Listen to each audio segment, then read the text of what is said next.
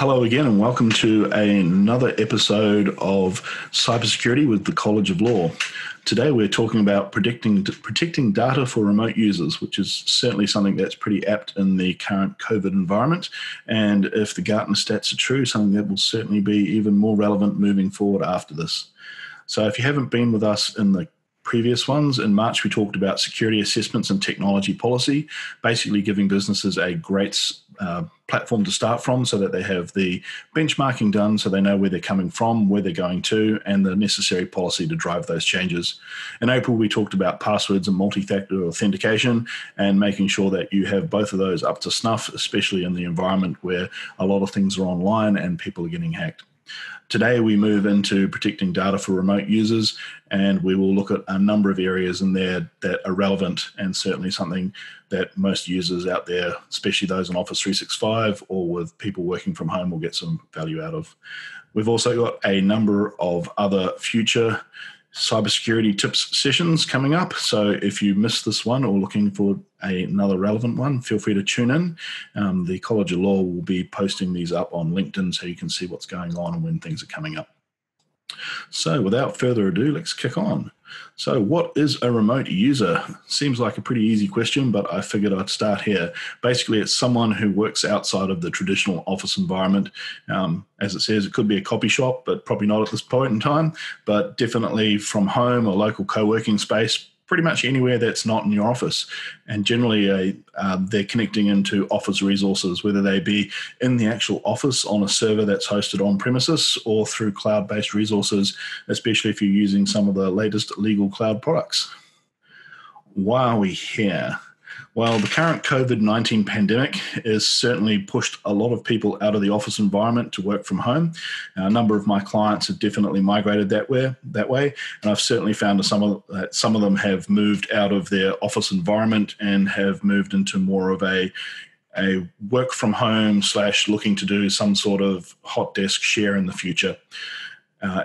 Gartner has predicted that post-pandemic, 41% of employees will continue to work remotely in some capacity. This is up from single digits of 7 and 8, somewhere around there. So it's certainly a massive increase in working remotely. I see these trends, being the future. We've been pushed into a situation where we're, starting to work from home and figuring that out, whereas previously it was something that was more of a luxury. It's become a necessity, and we're working through that. So businesses have gone through that massive change and sudden adjustment, and that's certainly where we're at. And because of that, we've made some fairly quick changes, and some of them may not necessarily be the most thought through, which has led to hackers exploiting these situations. We've seen an increase in people trying to hack Office 365. We've seen an increase in people trying to hack remote connections. And I'm sure you've seen all the LinkedIn posts and news coverage about Zoom getting hacked and people jumping on to Zoom webinars. So pretty much the current climate has changed things dramatically, and that looks to be the future. And we'll be moving forward into a more remote-based working environment. So a little of the facts. These were pulled post-COVID, but it'll be interesting to see what they are once things transition. But a laptop is stolen every 53 seconds, which seems ridiculous, but that's currently the stat. 68% of Australian employers allow remote working, although that's probably almost 100% now. 1.87 billion is the predicted size of the global mobile workforce in 2022, although I have a feeling that this will get accelerated, and that's probably the global mobile workforce right now. And the FBI is warning that 153% increase in remote desktop exploitation. So if you're using remote desktop to get in, it's certainly a hot topic for hackers in terms of exploiting that and trying to get your data. We introduced the NIST security framework right back at the beginning as a way to look at your holistic cybersecurity maturity and looking at the areas that are in it, the identify, protect, detect, respond, and recover, and the sub-areas under those. Today we'll be concentrating most on the protect and detect and going through these. These are probably the most relevant for remote workers and making sure that your data is protected from working from a remote environment, and also detecting anything that happens. So today's agenda is going to be specifically about mobile security and looking at devices outside of the office and how we secure them. We'll be delving into Microsoft 365 and looking at a number of topics under there to secure that, now that a lot of people are working predominantly through that as a cloud resource. And web conferencing, since that's a bit of a hot topic, we'll be looking at some of the security layers that are in web conferencing and ones that you might want to look into and choose something wisely. So mobile security is certainly a big topic at the moment. This generally falls into two areas. We're either protecting a device that's owned by the company, say it's a company laptop that you're working off of, or it's a bring your own device or something you own personally, but you use it to connect to company resources, whether those be cloud-based via VPN or whatever. So those are the two areas that we'll be looking at. So I'm going to hand over quickly to Matt See from WatchGuard, who will start kicking things off with a bit more detail in the mobile security and talking about a number of areas on mobile devices that we can look at to give us some protection. Matt, are you ready? Yes, I am ready. Okay, so please tell me if my screen is not there, David, but... It's looking good, Matt. Go for it. Excellent. So thanks, David. Welcome, everyone. My name is Matthew See. I'm the Manager for Sales Engineering in the APAC region for WatchGuard. And today we're talking about how to protect your data when staff are working from home or on the move. Okay, so COVID-19 means most of us are working from home, just like David said. We're accessing corporate networks and cloud services remotely, and that means our home office should now actually be considered part of the corporate security boundary. And this includes the security of the devices as well as the data residing on them. Now, attackers know all about how to exploit the latest news to get past defenses. They jump onto whatever the latest fake news is, or in this case, COVID-19. There are plenty of phishing emails and plenty of malware-laden fake news websites out there, and also mobile threats. So we see a lot coming through on the mobile devices today. And if we look at data breaches over the year from 2018 to 2019, legal firms are one of the preferred targets. So let's have a look at how to protect our data. For me, it starts with using multi-factor authentication to access my laptop. And this also works with RDP servers as well. It's a very good way to lock that down. If you look at data breaches, a lot of the problem, in fact, I believe the figure was around 75%, comes from compromised credentials. So in this case, I'm logging into my laptop. It's just like normal. And then I'm presented with an MFA screen. I could, if I'm working offline, choose a QR code or a one-time password. But in this case, I'll do a push notification to my phone. And since it's me, I can see the context of the connection there, my username, the origin of the connection, as well as what it's trying to access, in this case, my laptop. And so I can click approve and I'm logged in. And yes, that's my desktop. Nice image. And this also continues with how I access cloud resources.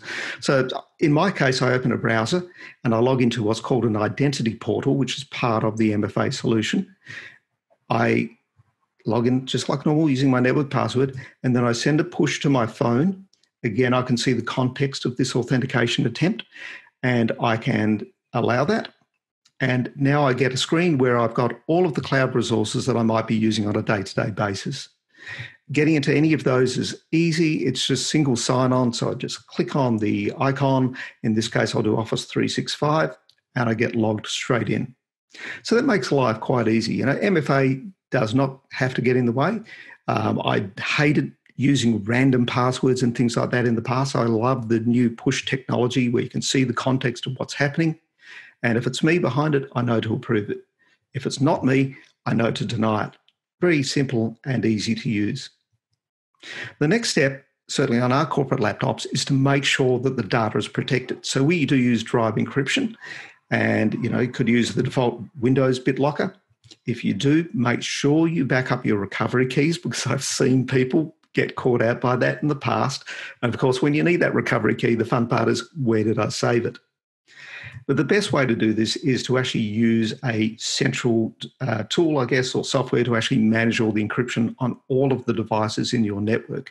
That makes life a lot easier, takes it away from the user. IT can manage it, very much simpler to use. Beyond that, we should always have the latest antivirus on our laptop, our phones, and our tablets. always an essential step. But the next best step is to use endpoint detection and response. Now, this is actually a step up from antivirus. In fact, it's not antivirus itself. It effectively is a second layer. And EDR is all about live analysis of processes, files, and memory, looking for any sign of malicious activity. And EDR systems typically don't use signatures. They're all about artificial intelligence, machine learning, and cloud intelligence.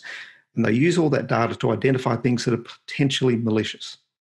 Other software I use includes DNS and web filtering for my mobile devices. In this case, I'm looking at a product called DNS WatchGuard. So the web filtering protects me from malicious websites or websites that are against corporate policy. DNS filtering protects me against phishing attacks. Now, DNS is the domain name system. It effectively takes a name like a website, converts it into an IP address. This is an IP address, which is how your computer knows how to connect to the site. So if I receive an email and I click on a malicious link, DNS filtering will intercept the DNS request and it prevents the connection before any damage is done.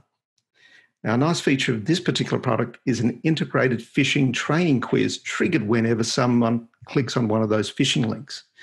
Clearly, I need to do a bit more training here because I've got a couple of questions wrong there, but it's a great little training tool. It's in the moment and it's the most effective way to train people. Other essential things you need to do is to make sure that the devices you use are always patched. Something that really IT should be doing, managing for the users, make sure the laptops and the phones and tablets, all of those devices should be well managed and patched, because patching is what is really going to save you against vulnerabilities. And the attackers know this. So there have been quite a few vulnerabilities with things like remote desktop protocol, VPN connections, and the attackers know all about that. So not an exciting topic, but it's one that's critical for maintaining security. And again, the good news is central patch management makes it easy. And finally, back it up. Make sure your backups are kept offline, because the bad guys know how to find and attack backup systems. And so if they are in your network, they are going to be looking for whatever backup system you use. And if they can find it, they will make sure that that's part of their target. So they'll hit your backup system with ransomware and they'll make sure that you can't use it or you can't rely on it to get back to. And also, if you use cloud backups or if you use any sort of data resource in the cloud, make sure that they themselves are backed up. Make sure that the backups are secure and they're protected. And this also includes things like your phone accounts, so iCloud or Google Drive. Anything where you're storing data should be protected. You should go through the security controls for those products and make sure that you've actually looked at them, considered if the access is appropriate, make sure that you tighten them where they need to be, and also then look at what information is up there and what that could mean. I believe on the previous session, David was talking a bit about how iCloud has been used to compromise phones and therefore get access into systems. So any system you use, you should be asking those questions about, is it secure? What happens if it's not secure? What happens if it's somehow compromised? Could that be a problem?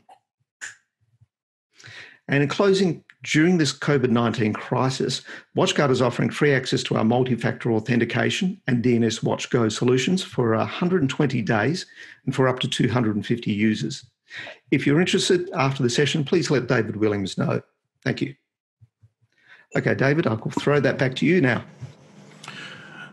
Cheers, Matt. That was very informative. I certainly want to echo the backups thing. We had a client, a law firm, who literally got hit by a crypto locker attack, and they'd been in their system for what looked to be 7 or 8 months and had switched off backups of their data and had been literally had all their data that was going to be backed up. You know, backups were finishing, things were completing. They could see all those emails coming through saying your backup had been completed, but none of the data that they had, it was just the C drives of their servers. So none of the data drives were actually being backed up. And once they'd gone past 6 months, that's when they got crypto locked. So they ended up having to pay the ransom and having to unzip it all. And it took about a week of negotiation to get the ransom paid.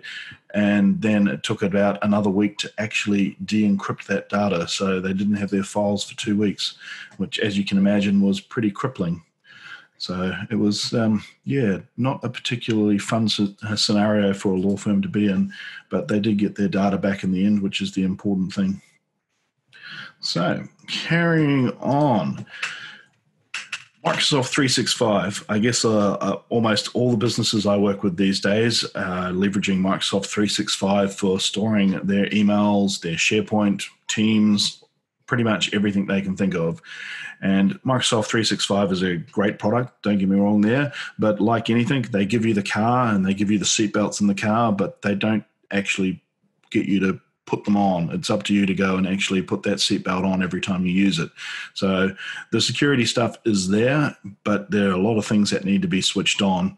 So I'm going to quickly go over 7 areas in Microsoft 365 that need to be attended to so that you guys out there who are using the product can get a level of security that you probably expect is there by default. And I guess this was echoed by Matt previously.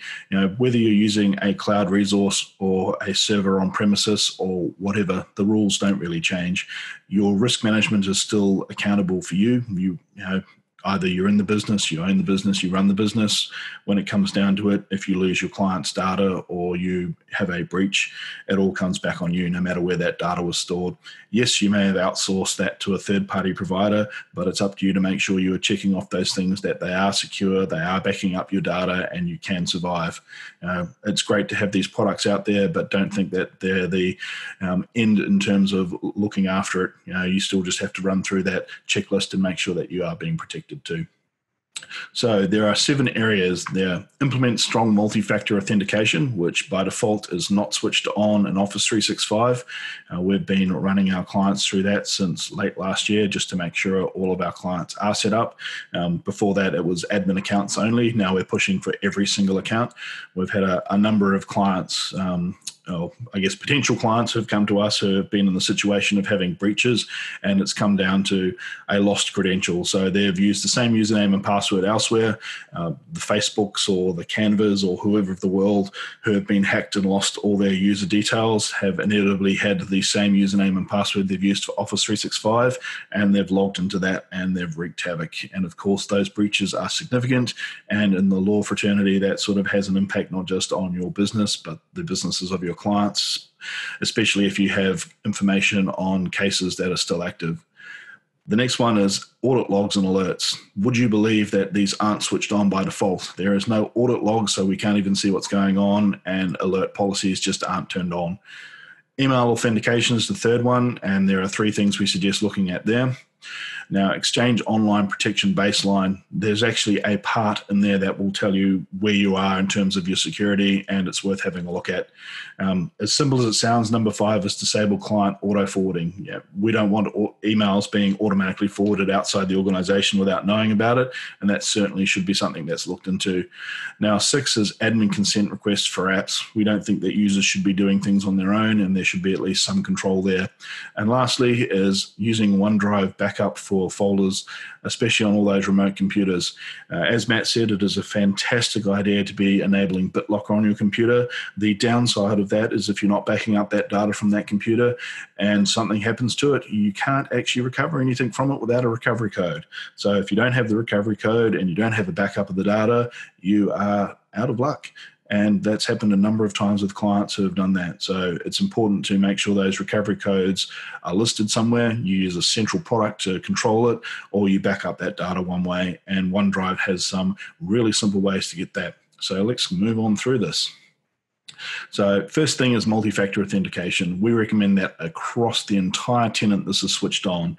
There are ways to get around this, and they do have a legacy authentication option, but we actually recommend switching that off. We would rather have people's Microsoft tenancies not having holes in them for any sort of attack vector.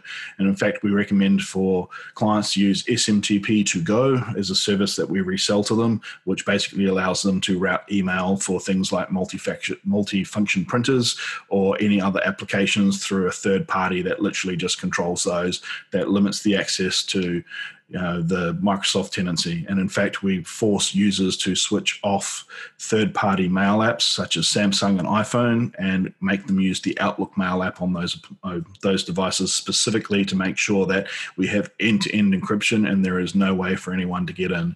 And with multi-factor switched on and a great app like the WatchGuard app to have all your multi-factor in, it certainly makes life a lot easier. Audit logs and audit policies. Switch on audit logs. This is something that should have been done by default, but Microsoft hasn't, and it needs to be done on every tenancy. The last thing you want to do is to have an issue, have a breach, and have to go back through it and try to figure out what went on with absolutely no logs at all. It's really a fairly poor look, and I wish Microsoft had dealt with that in the beginning, but we certainly think that for every tenancy out there, audit logs need to be switched on, and audit policies. There are a number of canned policies in there that you should be using. Alerts to see if someone's made a change, given global admin rights to a mailbox or user, or forward emails to an outside email address. So those sort of things are, I guess, a number of policies that you should look at and switch on just to make sure that you're getting alerted when things happen. Now, configuring email authentication. There are 3 areas that should be looked at. SPF is fairly common, and we find a lot of tenants have that in place already. DKIM and DMARC are 2 areas that should be looked into. These are ways for emails to be confirmed that they come from your Microsoft tenancy. That way, everything that you send out can be registered as definitely coming from you, and that enables other people on the other end to basically block everything else. So you won't get those spoofing emails where one of your clients gets an email address that appears to come from you, but it never really did. But there's not much you can do to change the way it looks, and that really makes sure that that's verified and that anything that does come from you actually comes from you, and those other third parties will drop all that other email. It's a great way to get rid of a lot of spam, especially spam that's using spoofed addresses. So Exchange Online Protection. It's a selection of products, anti-spam, malware filter, and an anti-phishing filter, which just provides extra layers of protection inside Office 365. The anti-spam one is getting better and better. Go back a year and we would have suggested that Microsoft Office 365 was not the spam solution you should be looking at, and a third-party product was a better way to go. These days, Microsoft, I guess, routes so much email that they get quite a lot of analytics and can see what's going on, and they can see if a tenancy's had an issue and it's been breached, or that there's a particular server that a lot of emails coming from that spam, and they start to slow those things down and cut them off, and they're pretty good. We've literally seen tenancies where email has been delivered from a breach, and then Microsoft about 15 minutes later is removing those emails because they've identified the breach and they're rolling back what happened. So they're getting smarter at doing it, and their technologies are getting better. Their malware filters are top-notch, so we recommend putting those in place, and they have an anti-phish one as well, which will basically look at every link that's in an email and stop you from clicking links. Like everything else, we believe in a layered approach, so don't think that using one person's product solely is going to give you the benefit. It may cover you for 99% of those times, but it's the 1% that really screws you. So we recommend certainly looking at a layered one, and the DNS Go is a great product that'll help with some of those phishing attacks as well. When you click on that link, it'll intercept that link and make sure that you're routed to the right, I guess, the safe location versus a place where you're going to put in a username and password to somebody that shouldn't be getting your username and password. Disabling mailbox auto forwarding to remote domains. Again, this is an area we think should just be in there by default, but it isn't. And we think that every tenancy should have this disabled. No one should be forwarding any email to a remote domain unless that's well and truly understood and it's been documented somewhere. And the same for enabling consent requests for apps. There are a number of third-party add-ins and applications that we think should require approval. An example of this is there's an attack going on there at the moment that sends hey, you're an Office 365 client. We're going to give you 2 months free backup of your Office 365. Just click here to enable it. And what that happens is when you click there, you put in your username and password and hit the button, and now they've got full admin access to your tenancy, and they start going through and encrypting all of your email. They're smart enough to leave the dates, the email addresses, and the header so you can see the subject, but everything else in the email is encrypted, which makes it incredibly hard to undo and roll back. And even with good backup products, you're we don't know how far your tenancy has been breached, and we tend to recommend people move from that tenancy to a new one and restore email back into the new one just to get around it. So any admin approval for third-party add-ins is definitely a must in our eyes. And enabling OneDrive backup for known folders. So if you've got OneDrive and you're using it, you have a personal OneDrive, which is a terabyte for every user, and you can redirect desktops, documents, and pictures into that. So those will sync automatically in the background. So anything you save on those three places, which are generally the places people save their documents on their laptops, will be backed up into OneDrive. That means should anything happen and you lose that device, at least you'll keep the data. Throw in BitLocker means that if you lose that device, you'll be protecting the data that was on that device that's lost, and you'll have a backup in OneDrive. You're pretty much covered. So these things are great. And we believe that, I guess, most users who are remote don't need to be backing up the entirety of their computers. You can install all the applications again. It might be a bit of a pain, but you can get up and going, but it's the data that you've kept there, whether it be a working document for a case or some notes that you had on your computer that you hadn't saved into the work folders. These things are generally what gets lost, and they can be worth hours and hours of time. So OneDrive backup into your OneDrive personal folders is definitely something we recommend for clients to do. So there are a level of advanced security features in Enterprise E5. It does cost more, but it adds advanced threat protection, which is very similar to EDR in that it looks at what things are doing, not necessarily a signature, and provides another layer of protection. And there's Cloud App Security, which again is an additional layer for cloud apps as well. So it is worth having a look at some of these advanced ones and seeing if they're valuable to your business. But we've produced a 32-page guide which goes over all 7 of these areas and in great detail on how to set them up. So you're welcome to download that from our website. There'll be links at the end of this, and go through that process on your own, which should help you get a secure Office 365 tenancy and at least tick off those boxes. Web conferencing. This is a bit of a hot topic at the moment. There's been enough articles out there about web conferencing and people jumping in, and there's even new terms to describe when someone hacks your web conference and does things on it. We think it's going to be the new normal, to be honest. We think that as people have migrated out of the office and remote working, that more and more will get used to using these conferencing tools to, work with colleagues, contacts, staff, or be able to deliver meetings, or in our case, webinars about security for your web conferencing. It seems a little bit meta there, but we think there's, 5 areas that you need to look at for any good web conferencing tool. Does it use end-to-end encryption, i.e., is the encryption from the desktop client all the way through to the server and back again to the desktop, so that there is no point that anyone can jump in and grab that data? Does it use well-known testable encryption standards? As an example, is it using SSL or TLS or something that is at least well-known, people know that it's secure, and that we can go out and have a look at it and prove that it's actually a secure product? Does it support MFA? This is certainly a big one out there. MFA, we think, is the way of the future. We don't believe that a username and a password that you use in 82 different places is the way to do it. And we think that using MFA will certainly alleviate some of that problem. Can users see and control who connects to sessions? This is a big one. There's been a number of articles and LinkedIn posts I've seen over the last month with people jumping into their Zoom web conferences and basically bombing them. So we think that having a level of control there is something that needs to happen. And I know Zoom has rushed that out and put that in place in the last few weeks. So it's certainly picking up there. And the last one is, does the vendor share info with third parties? The last thing you want is be using one of these web conferencing platforms to find that their data has been shared to who knows what. Zoom was in the news for routing all their data through their Chinese servers, and no one knows what that was going to do. I mean, no one knows if it was intercepted or used or stored. A lot of these cloud-based platforms will have waivers to say that anything that goes on their platform they may use for any other purpose. So it's worth having a look at it and checking out whether they do say that they will or won't, and at least having something there. But without further ado, let's look at some of the most popular ones. We have Cisco WebEx at the top, which pretty much ticks every box. Zoom is getting better, don't get me wrong. They've had a history of some security incidents and privacy issues, but they certainly are working on it. Their product is definitely one of the more usable ones as well, but they still don't have MFA, which is certainly a big issue in our eyes.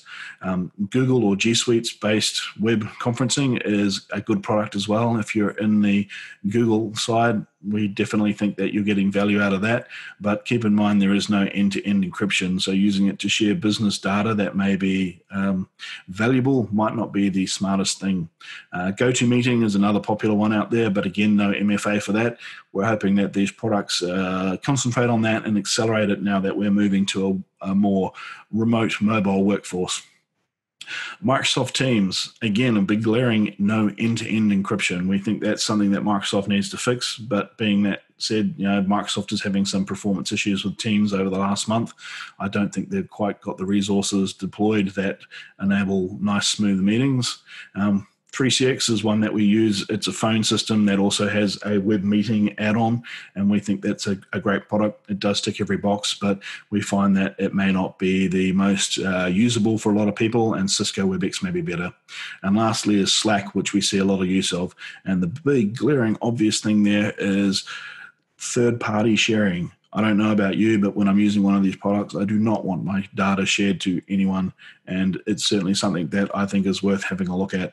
But this should give you some idea of the reasons from a security perspective anyway to look at a web conferencing platform.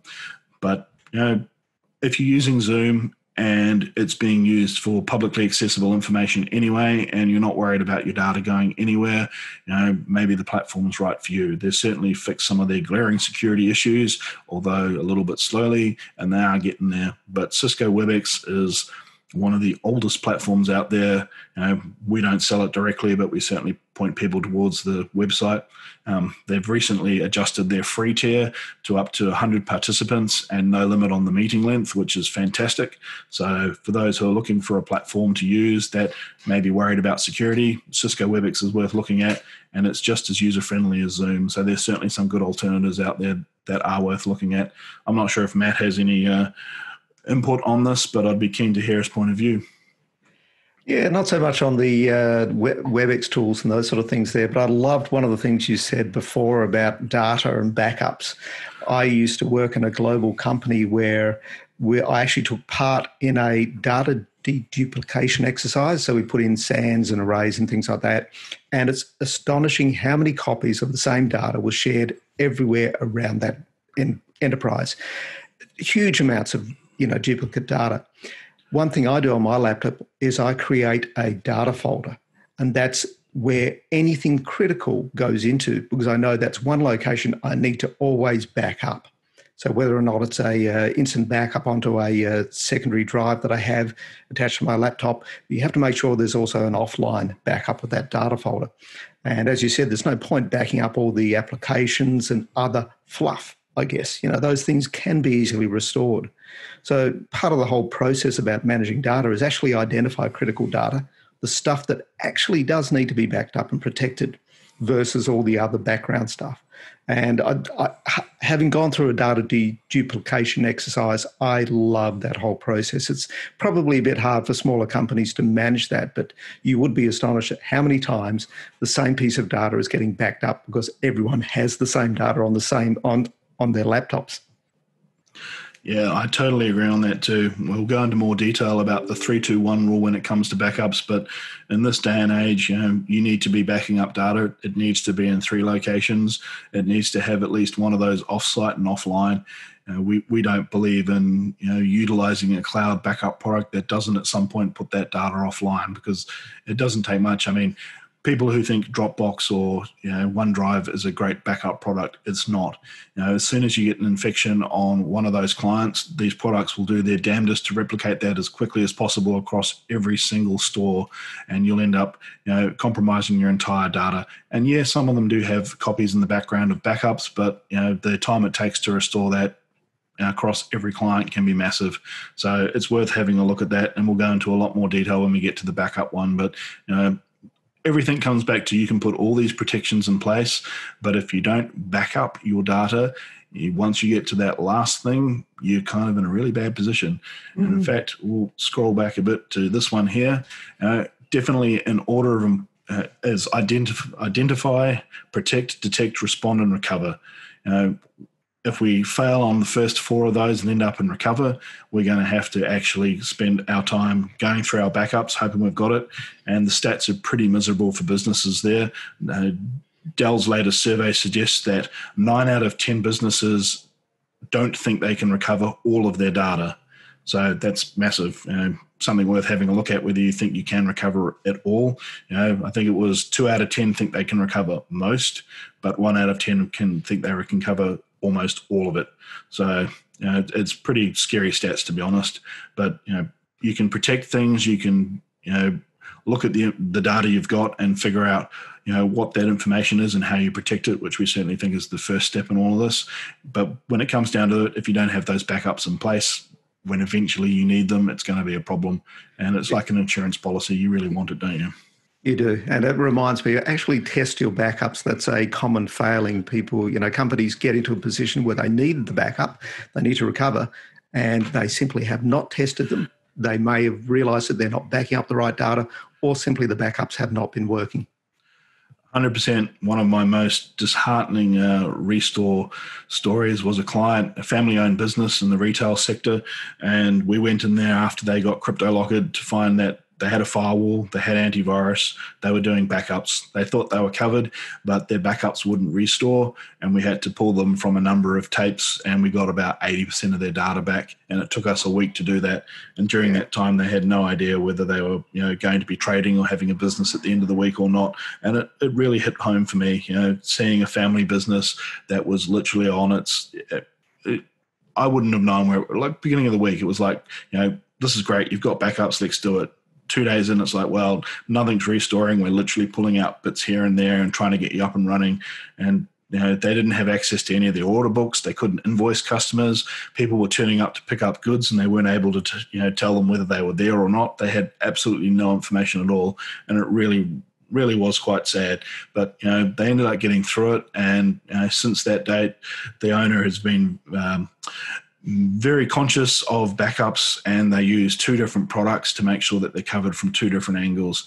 The level of trust there for a email that says, yes, your backup is fine, is pretty low. And certainly I think that if you're not doing restores regularly, at least once a quarter, trying to make sure that things will actually come off those backups, you cannot rely on them. And we think that's certainly, an area that businesses need to have a focus on. Like I keep saying, even if you've got a cloud product, you cannot rely on those vendors to be covering your business. What happens if they get hit? What happens if they go out of business? What are you going to do? There are backup products for Microsoft 365, and Microsoft will be the first one to tell you they do not back up your data. That if you want to back up your data, you need to invest in a third-party product. Same with Google and their Gmail. They do not back up your data. You need to invest in a third-party product. Xero, they do not back up your data. We use a product called Control-C to back up Xero data so people can have an off-site backup of their accounting data if something goes wrong. Not saying any of these companies are going to go wrong, but things have happened. There's a case over in the US where Google's getting sued because somebody accidentally, and I use that word a little bit loosely, deleted their Google tenancy and all the data that went with it. They clicked on everything that said, do you really want to do this? Do you really, really want to do this? And they still deleted it. And they went back to Google and said, no, we made a mistake. Can we have our data back? And Google's like, we're really sorry, but as soon as you press that button, it is gone. Mm. And that's the world we live in. They're providing a product, they're providing a service, but it's like buying a car. You get the car repaired, they'll give you the car back, they'll keep the car going. But if you smash the car and destroy it, well, they're not going to give you a new car. You should have had insurance to cover you for that one. And the same applies here. They provide a service, they provide a product, they keep that product up and running. They do what's called high availability, so they'll have several copies of your data. But if something happens to remove that data from their system, they do not cover you for that, and you need to cover yourself. So very much an area that needs to be a focus for businesses and not something that's left to third parties to concentrate on. You're still accountable as the business owner. And you brought up an interesting thing before about making sure that you're looking at your data and classifying it properly. We're actually in the middle of a Azure information protection project with a large client who we're finding, like you said, a lot of copies of the same data in a lot of different areas, and we're going through that and basically classifying it and removing all those duplicates down to what they should have. But it's interesting. Businesses, I guess, they get a lot of data. That data is accumulated over time, and a lot of them don't even know what they have. And classifying what they've got and what level of protection that should have is massive. And once you get to a point where you have a lot of data, it is a massive project to go through it. When you're talking terabytes of data, classifying that is huge. And Azure AIP is certainly an area that we've been investing a lot of our time. You can put automated rules in, which will actually go across all the data that Microsoft has in their SharePoint that you've uploaded, and will start classifying it automatically for you based on the content and the rules you put in place, which, we're talking what could have been hundreds of thousands of dollars worth of man hours classifying terabytes of data down to maybe 2 or 3 weeks, which is just a huge difference. Yeah, that's probably incredibly relevant for legal companies as well. I mean, information and data, it's incredibly important for their companies, and they really do need to know where the information is, and they need to be able to access it when required. 100%, and I know Microsoft is pushing very hard into this area as well. The ability to be able to send someone an email with a link to data, and then at any point in time kill that link so that that data is not accessible. Give someone a 3-day window, and then that link disappears. Being able to do things like that you couldn't have done if you'd sent them an attachment on an email. They've got it forever. Also, being able to make sure that it's the latest relevant piece of information because you've updated the document on this end, and that links to that actual document is big. So we think there's a number of areas in Office 365 that the legal sector can certainly benefit out of, and especially around classification of data, protecting that data. The last thing you want to know is a third party has forwarded that data onto somebody else, and they've breached a number of areas just in doing so. But with Office 365, you can send someone a link to that data, and you can see when they're forwarded on to somebody else, and you can kill that other person's access to it.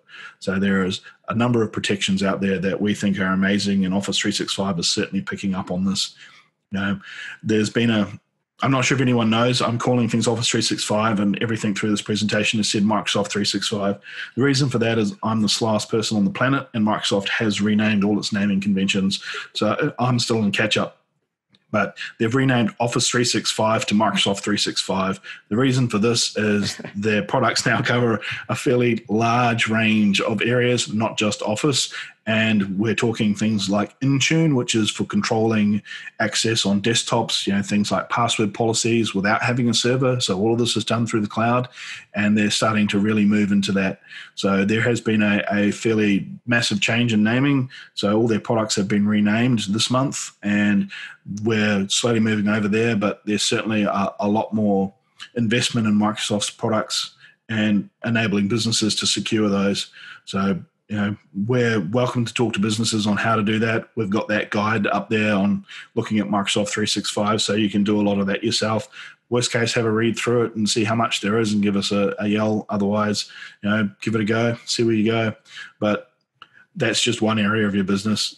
As WatchGuard's got up there, the passport is, we use this on all of our clients. We believe that Endpoint and DNS Watch Go are 2 products that are worth having in place. And the EDR with WatchGuard is certainly a fantastic product. We think that AV is useful, but is nowhere near as good at 0 days. And even WatchGuard's own firewall stats that they produce says that down in the Australia region, 71% of attacks are by 0 days. So, having a product that's only looking at 29% of what comes through might be a little bit scary, but their EDR covers that other percentage, which we think is a necessity, and we've certainly got it on all of our clients. Thank you very much again, David and Matt, and we will see you in June for a focus on business continuity. Thanks again, folks. Bye. Thanks to you, everyone. Bye.